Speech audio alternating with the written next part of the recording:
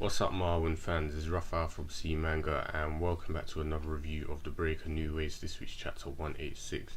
The first thing I thought when I read this chapter this morning was I actually forgot about the fight between Shi-Ho and Kwon-Young, because they've hardly shown much of this fight, and when they do, it's like it gets like I'd say a page or two, and then it disappears back to either Elder Kwon's fight or Shi-Woon. So I was thinking, these guys are still fighting. But as much as I wasn't initially interested in this fight, the way it was done in this chapter was actually quite interesting. It came to a good, quick, swift conclusion, and I liked how they kind of made you feel a bit uneasy about Hi-Il, making you think Kwon had actually won when he stabbed Hi-Il in the gut. And he was kind of gloating a bit about his title, saying, what did you expect going up against one of the four supernova? And I did try to appeal to you that we don't need to fight to the death.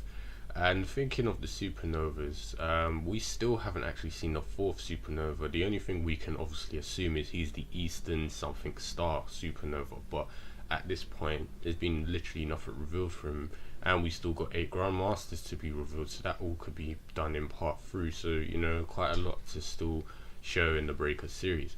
But anyway, as I said, he was gloating about him being the one of the 4 supernovas, and he thinks he's got this in the bag. But his victory is short-lived when Hi-Il basically murmurs, "You're an idiot," and he pulls off one of a typical badass move you would expect from Hi-Il with his whole athletics and acrobatics in the series.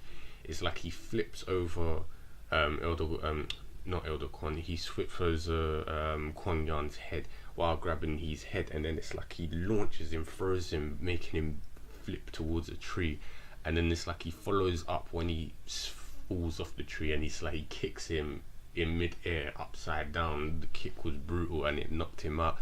I was literally like, oh my god, that was brutal. And I feel like badass quotes definitely is a running common thing in the Sun-Woo clan, because we have Hi-Il saying one of the supernovas might ask, "You were fooling yourself thinking this was just the door.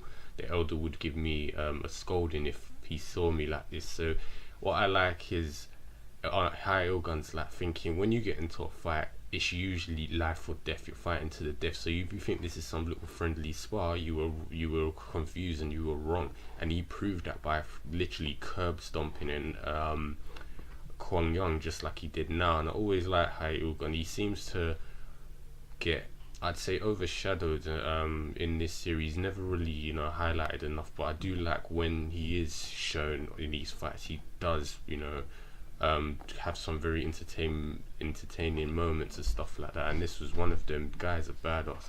So second part of the chapter was actually very tense, and it started off, I think, was with Shi-Woon's observing Elder Kwon, and he's panicking quite a lot over his physical state, because the last time you saw him, he was worried about his state, but now that you see him even more, you see more blood down the arm that Jae-gal's sword went through, and he's just like, it's like he was hyperventilating at one point. It's like he was going like he couldn't believe what he's seeing.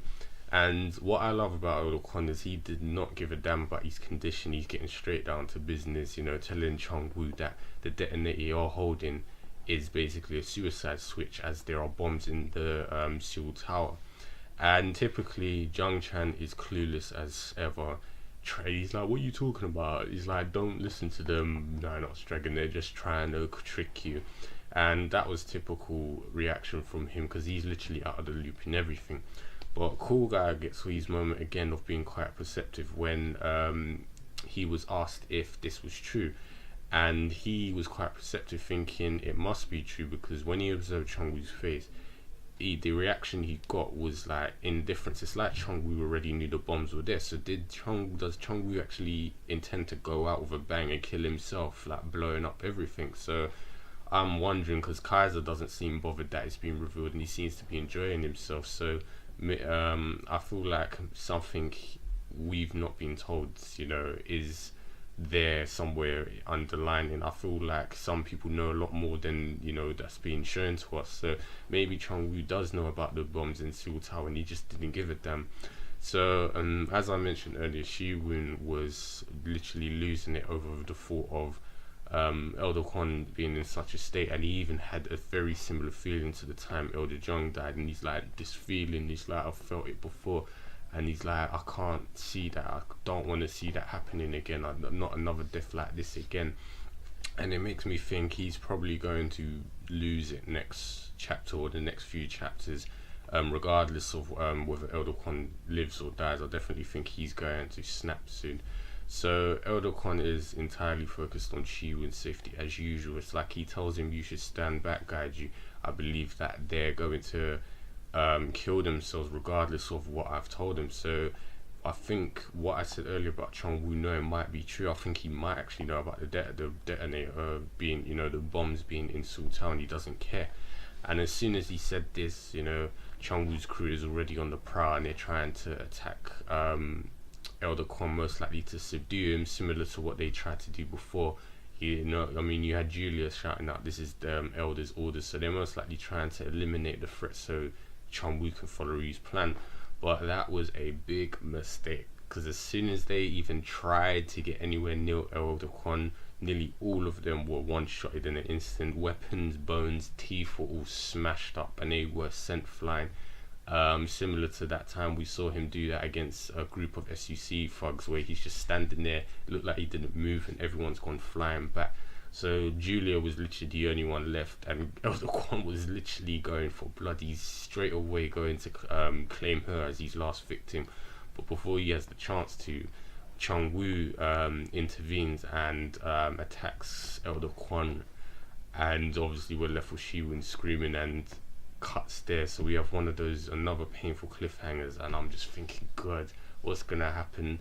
I'm hoping the worst case scenario is that Elder Kwon is just injured badly and he can't help anymore. I don't want to see him die.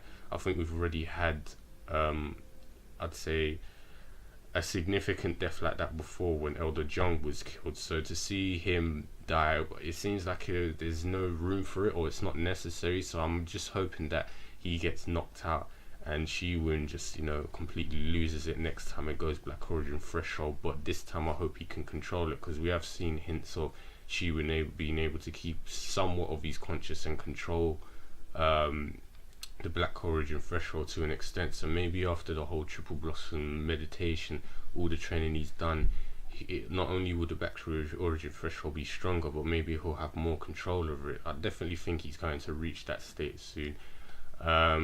And we still got obviously the Miram Alliance to arrive. Whether they'll arrive there before or after everything's resolved is to be seen, but they're obviously still on their way, and they've got quite a big powerful army with them, especially when you've got the likes of Ju San-sik there. So we still got them to go, and as I said, the only thing I could think is Shi-Woon is definitely going to go crazy and deal with this himself next time, because we don't want to see any more interfering like this. He needs to have I'd say a serious one-on-one kind of thing. This is his moment to shine, because all the time we have people interfering.